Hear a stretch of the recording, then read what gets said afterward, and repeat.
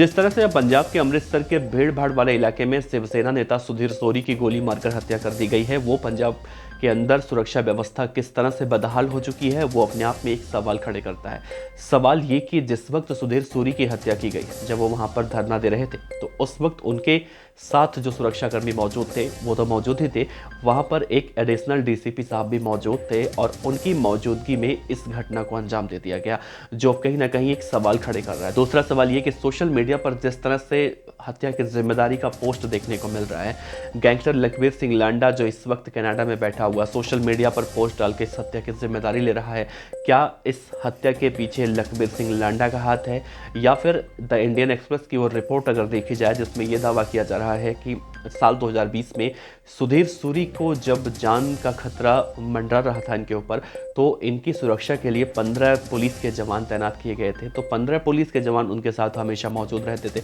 इन सब के बीच में सुधीर सूरी की हत्या कर दी जाती है। लेकिन एक जानकारी निकल कर और सामने आ रही है कि सुधीर सूरी की हत्या करने वाला जो तथाकथित रूप से हत्यारा बताया जा रहा है, जिसका नाम संदीप उर्फ सैंडी बताया जा रहा है, तो उसने सुधीर सूरी की हत्या आखिर क्यों की, ये कुछ साफ नहीं हो पाया है। इसका कोई एंगल अभी तक समझ में नहीं आया है और पुलिस इस पूरे मामले की जांच पड़ताल कर रही है। लेकिन एक बहुत बड़ा सुरक्षा चूक आप इसे कह सकते हैं। अगर किसी भी व्यक्ति को सुरक्षा दी जाती है और सुरक्षा देने के बाद भी उसकी हत्या हो जाए, तो कहीं ना कहीं ये बहुत बड़े सवाल को जन्म तो देता है। आपको याद होगा पंजाबी सिंगर सिद्धू मूसेवाला की जब सिक्योरिटी हटा दी गई थी, तो सिक्योरिटी हटाने के अगले ही दिन उनकी हत्या हो जाती है। और जब ये मामला बहुत ज़्यादा तूल पकड़ता है, पंजाब सरकार पर लोग सवाल खड़े करते हैं, तो पंजाब के मौजूदा जो मुख्यमंत्री हैं भगवंत मान साहब, वो कहीं ना कहीं इस पूरे मामले में सफाई देते हुए दिखाई देते हैं। लेकिन इस पूरे मामले में आम आदमी पार्टी के कद्दावर नेता संजय सिंह ये कहते हुए दिखाई देते हैं कि सिद्धू मूसेवाला के साथ जो सुरक्षा गार्ड मौजूद थे वो तो उस वक्त उनके अपने साथ नहीं ले गए थे। हाँ, इसमें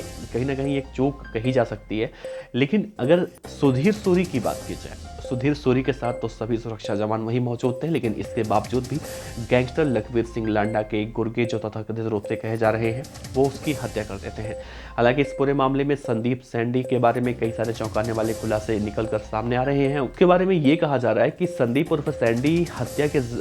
प्लानिंग कहीं ना कहीं 1 महीने पहले से ही बना रहा था। इसके तहत संदीप सैंडी ने अपने सभी प्रॉपर्टी के दस्तावेज जो थे वो अपने परिवार के किसी और सदस्य के नाम कर दिया था और अपने आप को अपने परिवार के चल अचल संपत्ति से बेदखल भी करवा लिया था। तो शायद उसे इस बात का अंदेशा था कि अगर वो सुधीर सूरी की हत्या करेगा तो इसके बाद किस तरह से पंजाब की पुलिस उसके पूरे परिवार को परेशान करेगी या फिर पूछताछ के नाम पर उसे उठाकर लाया जाएगा। तो इसने उससे पहले ही अपना सब कुछ इंतजाम कर रखा था। तो ये इंतजाम इस बात की तरफ भी इशारा करता है कि ये हत्या पूरी तरह से निर्धारित थी या फिर पूर्व नियोजित आप इसे कह सकते हैं। दूसरी अहम बात इस पूरे मामले में, इस हत्याकांड में ये देखी जा रही है कि गैंगस्टर लखबीर सिंह लांडा और फिर लांडा हरीके जिसे कहा जाता है, उसने सोशल मीडिया पर जब पोस्ट किया था कि जो सुधीर सूरी का मर्डर होया है वो हमारे ही भाइयों ने किया है, या फिर उसने ये भी लिखा है कि जो लोग सुरक्षा पाते हैं और सिख धर्म के खिलाफ बोलते हैं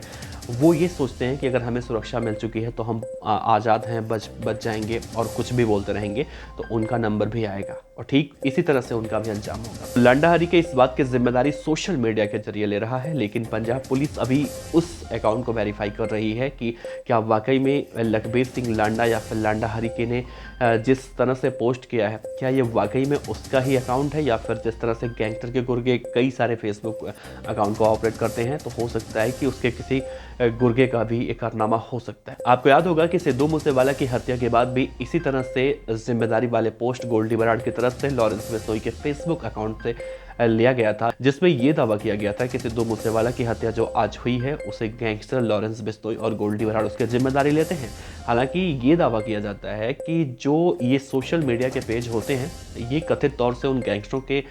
पास नहीं होते हैं, वो गैंगस्टर किसी अपनों के द्वारा ही इसको ऑपरेट करते हैं। लेकिन पंजाब पुलिस अभी तक इस मामले में किसी भी निष्कर्ष तक नहीं पहुंच पाई है कि क्या ये वाकई में लखबीर सिंह लांडा का अकाउंट था या फिर किसी और का। अगर आप अब से कुछ 15 से 20 दिन पहले की एक खबर उठाकर देखेंगे, जब पंजाब के तरन तारण में एक दुकानदार के दुकान में घुसकर 2 बदमाश उसकी बहुत ही बुरी तरह से गोली मारकर हत्या कर देते हैं और इस पूरे मामले में लखबीर सिंह लांडा की तरफ से कहा गया था कि अर्शदीप का जीवन खराब कर दिया था गुरजन सिंह जंटा ने, और जंटा दरअसल अर्शदीप का चचेरा भाई बताया गया था और ये कहा था लखबीर सिंह लांडा ने कि अर्शदीप के खिलाफ पुलिस का मुखबिर बनकर वो अर्शदीप के बारे में तरह तरह की जानकारियां पुलिस को दे रहा था। और अर्शदीप के बारे में ये कहा जा रहा है कि अर्शदीप उस वक्त नशा तस्करी करता था या फिर इस तरह की आपराधिक गतिविधियों में शामिल था। तो मिला जुला कर देखा जाए तो लखवीर सिंह लांडा पंजाब के अंदर अब जिस तरह से आपराधिक वारदातों को अंजाम दे रहा है वो वाकई में आने वाले समय में बहुत ही ज़्यादा परेशानी का सबब बनता हुआ दिखाई दे रहा है। हालांकि इस पूरे मामले में